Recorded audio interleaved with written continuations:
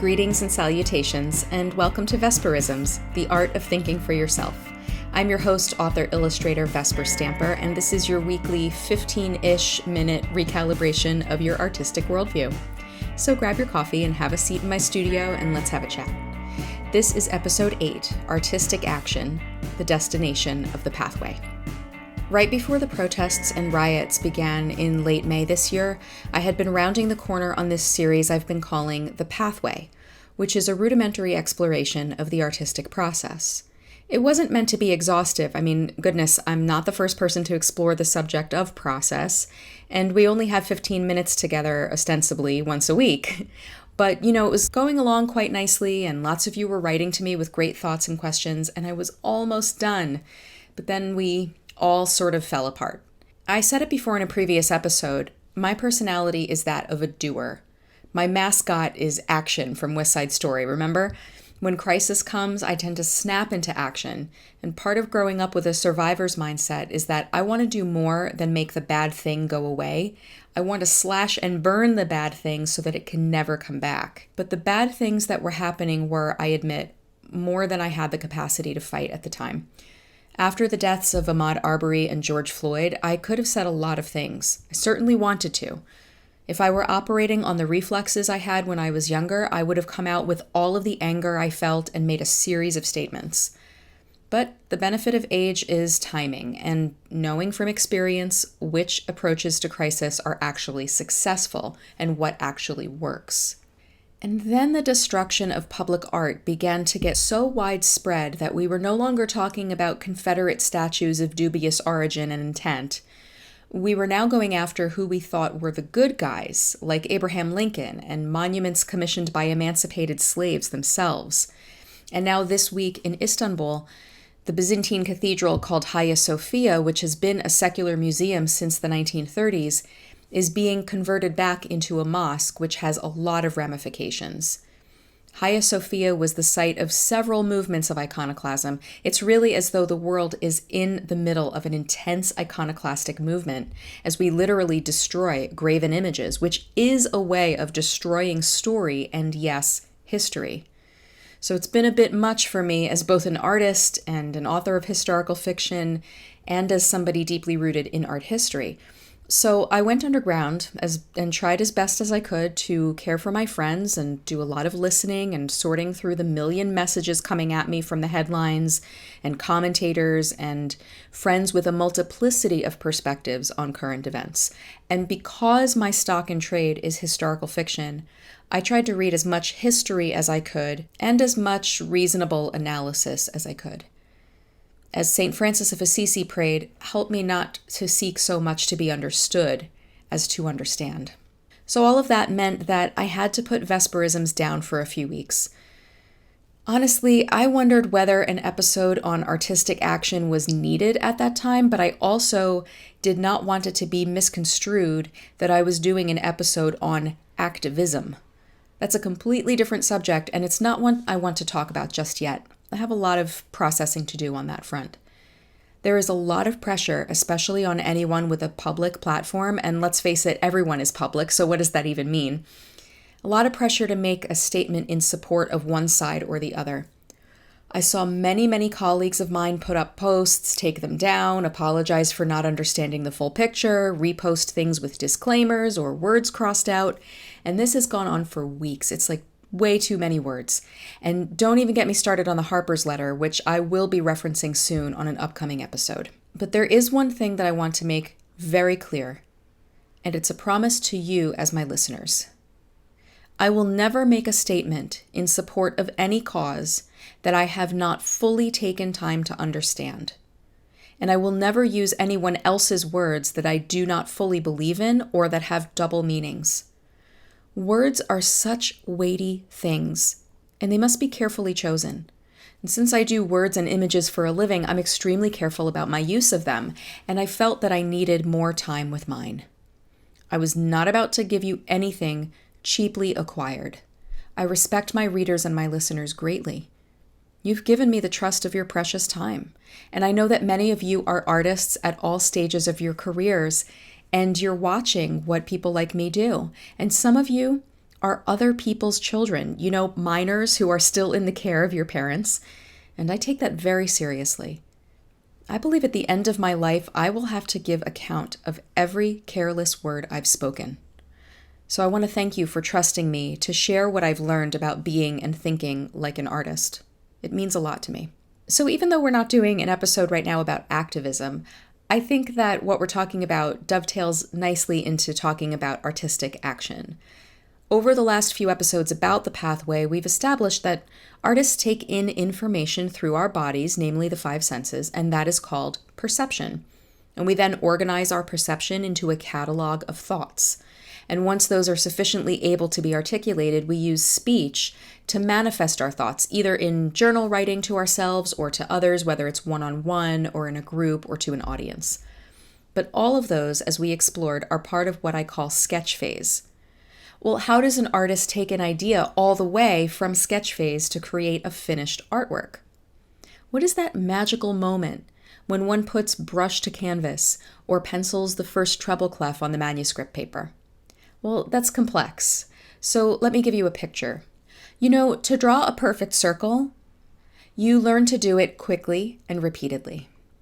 Now, if I wanted to draw a perfect circle, I could use a compass, but if I do it that way, my circle is going to have a certain sterility. And if I try to draw it freehand, but I deliberate and I go too slowly trying to achieve perfection, I'll inevitably have a shaky line and something that winds up either egg or kidney shaped. So actually, if I want to draw a perfect circle, I have to loosen my arm all the way up at the shoulder.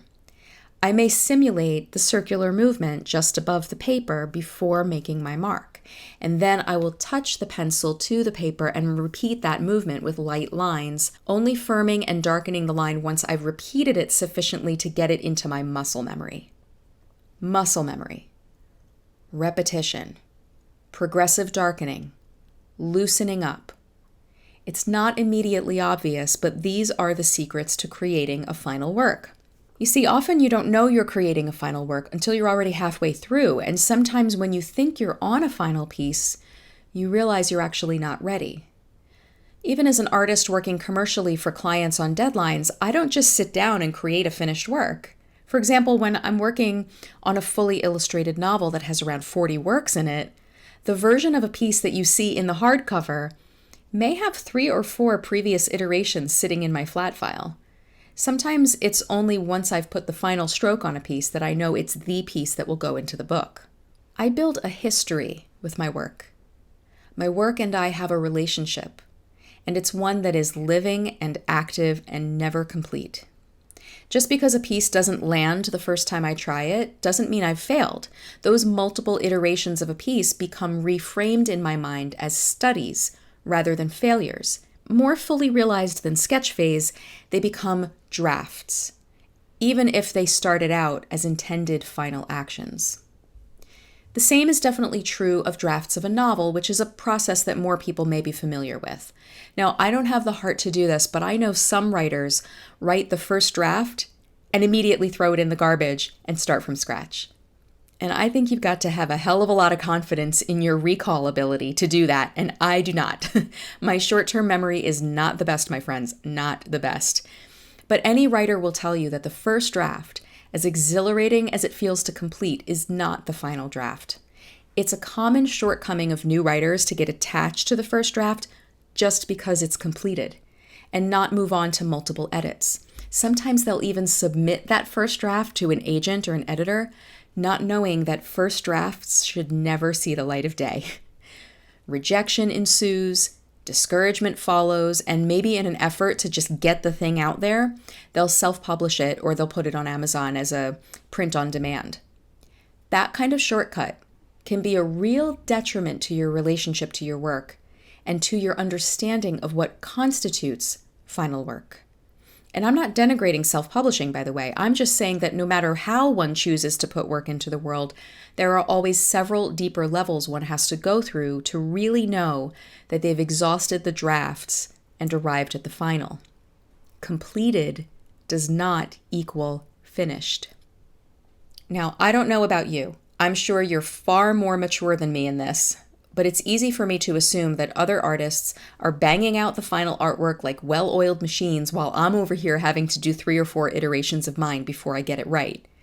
But I know that's not true.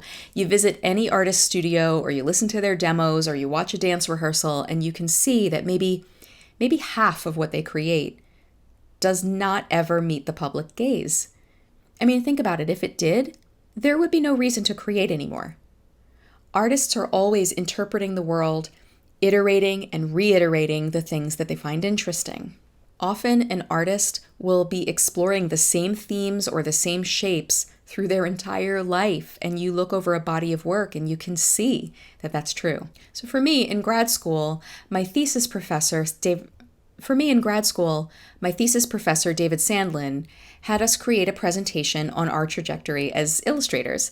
I went back to those childhood drawings, and then I went back to my high school sketchbooks, which, cringe, ooh, and my college entrance portfolio pieces and jobs from my early career, and I spread them all out, and I tried to find the common thread that ran through them. And you know what? There was one. I realized that I had always been telling, for example, stories of the hero's journey since I could draw wings on a little teddy bear girl looking thing when I was 5. I was always interested in characters that crossed social and cultural barriers. And I was always drawing forms based on a teardrop shape. I mean, who knew? When you lay out your history all right in front of you like that, and you stare for hours and days at it, it's inevitable that you will start to see a thread that's always been there. If you're a musician, listen to your recordings, your old demos from when you first picked up a guitar. Of course, you will cringe, and that's part of this, but then something miraculous happens. You start to realize that you have an internal vocabulary, and it's one that's different from everyone else. It's yours. Maybe it's heavily influenced by others because you're still working it out, but it's not the same as others. It is yours. And once you realize that, you can start to wield those elements intentionally now because you realize that you do them well.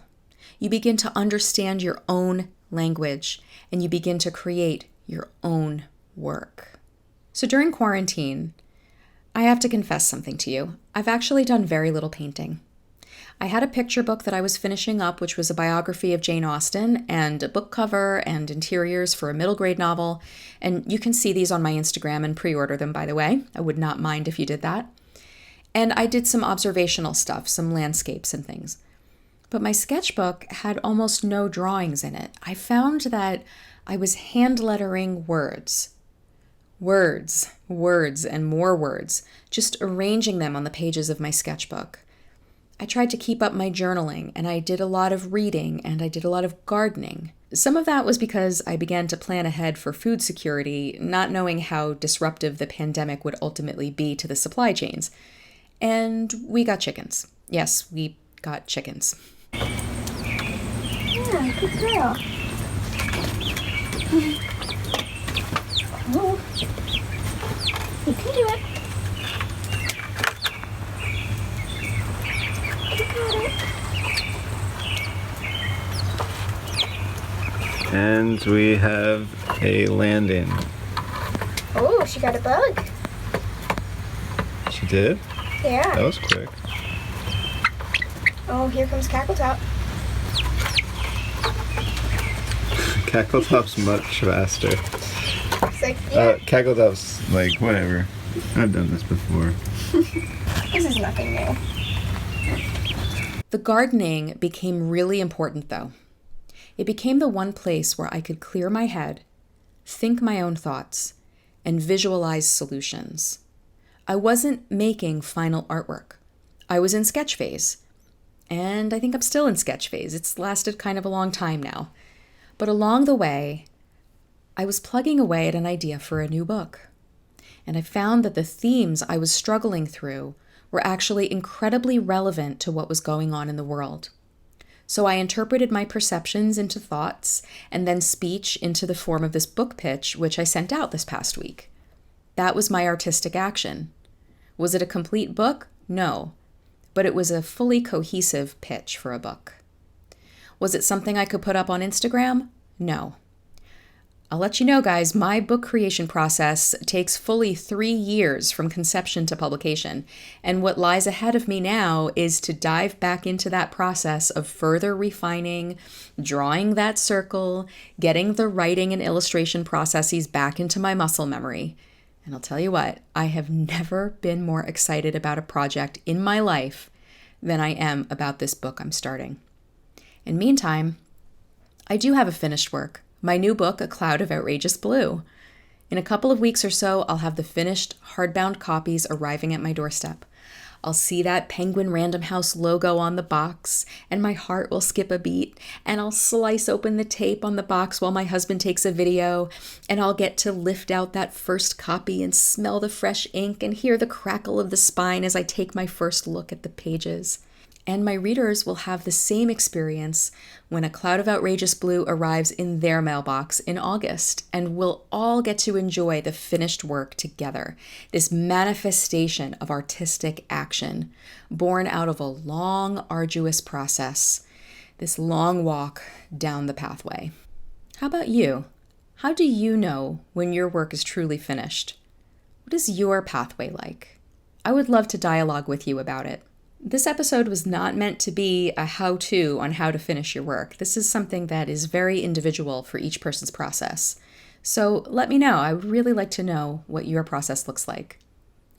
I'm happy to let you know that I'm now a featured contributor on ThinkSpot, which is a new platform for engaging discussions. Between episodes, I write more about the artistic worldview there.